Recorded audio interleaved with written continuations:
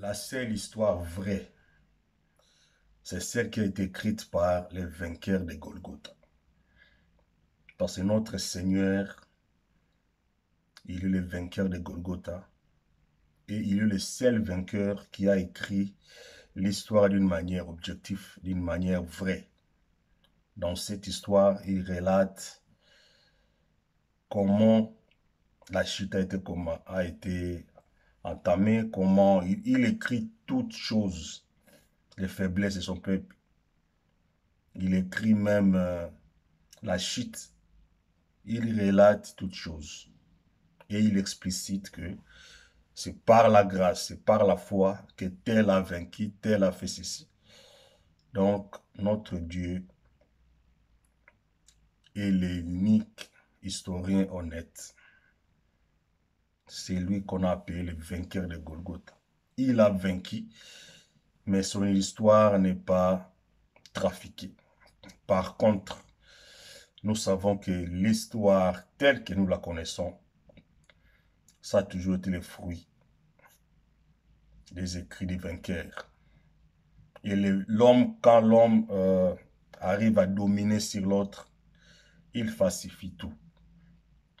Lorsque les colons sont arrivés au Congo, par exemple, ils nous ont imposé un récit historique vraiment très douté qui laisse à désirer, comme disent certains.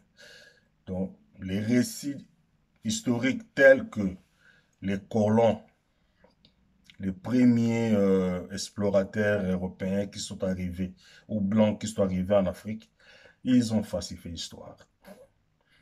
Et au cours des âges, nous nous rendons compte que ça a toujours été ainsi. Lorsque quelqu'un arrive à dominer sur l'autre, il falsifie l'histoire. Mais notre Seigneur Jésus-Christ, il a vaincu. Il est le vainqueur de Golgotha. Il est le vainqueur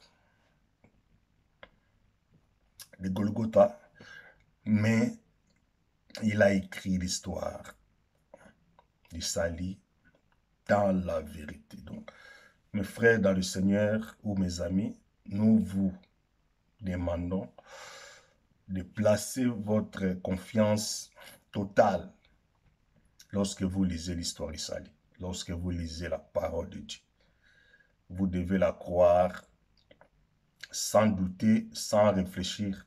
Mais par contre, lorsque vous lisez l'histoire de la Deuxième Guerre mondiale, par exemple, vous devez vraiment utiliser votre doute méthodique. Parce que nous le savons que ce sont les soviétiques qui sont entrés à Berlin. Ce sont eux qui ont pu affronter l'armée des fanatiques de Hitler. Mais lorsque nous suivons l'histoire, on fait beaucoup plus d'éloges aux Occidentaux,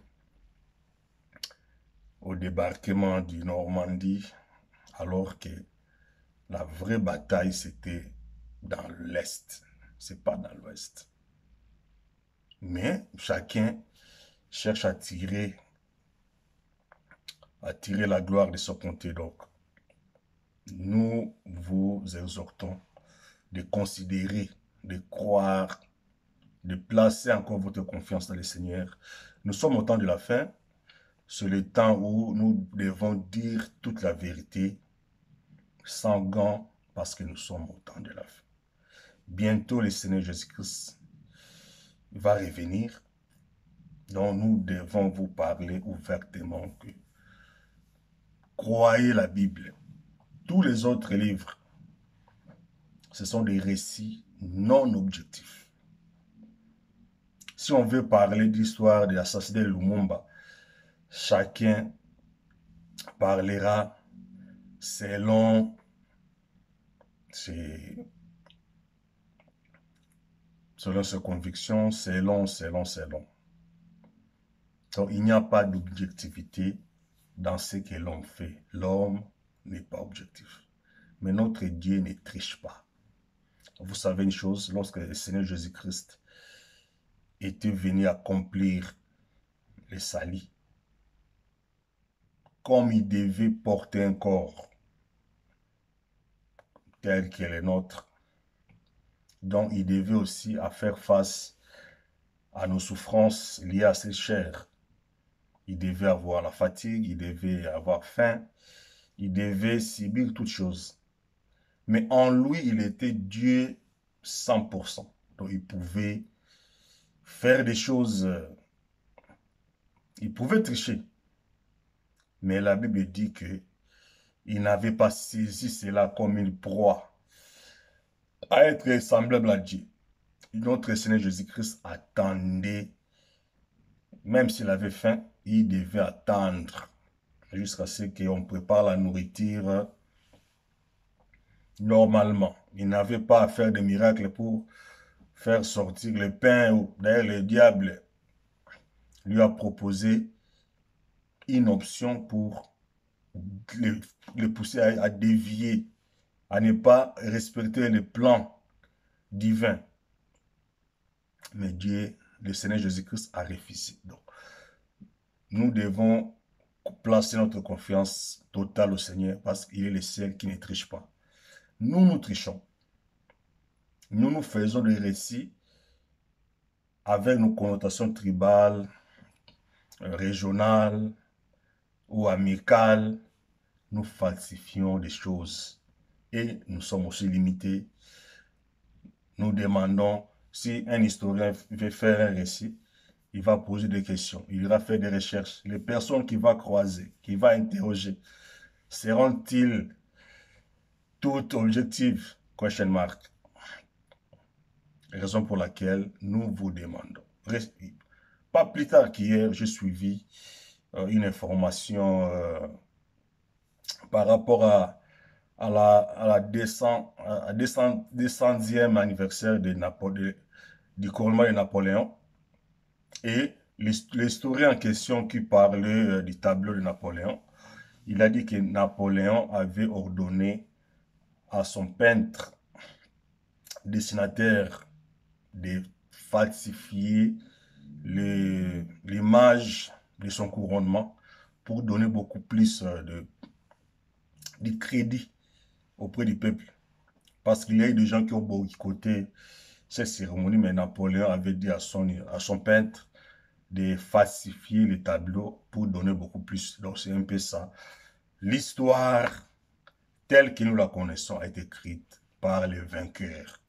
Et il y a aussi des vaincus qui cherchent et aussi à trafiquer pour se venger des vainqueurs. Par exemple, on vous dira, parce que lorsque les colons sont arrivés, ils ont détruit, ils se sont attaqués à la culture locale des pays qu'ils colonisaient, parce qu'ils voulaient d'abord, pour les assujettir, ils les poussaient à abandonner leur façon de faire. Ils devaient, quand on impose une culture à quelqu'un, on peut le contrôler facilement. Alors, les colons, ils ont détruit même les fétiches, ils ont découragé les Africains à utiliser leurs fétiches et consorts.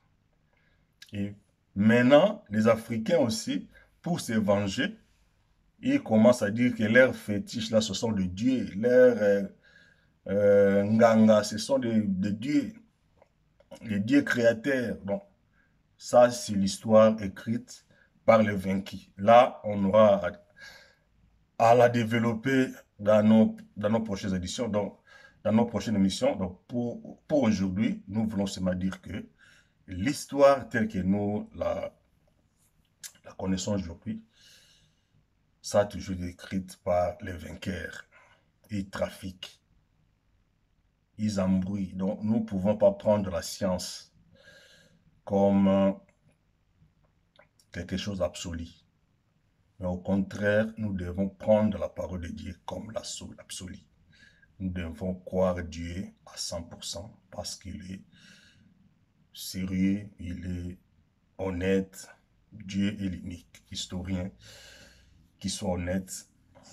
Il est Dieu, il ne triche pas. Que Dieu vous bénisse. Croyons à la parole de Dieu. Croyons la Bible.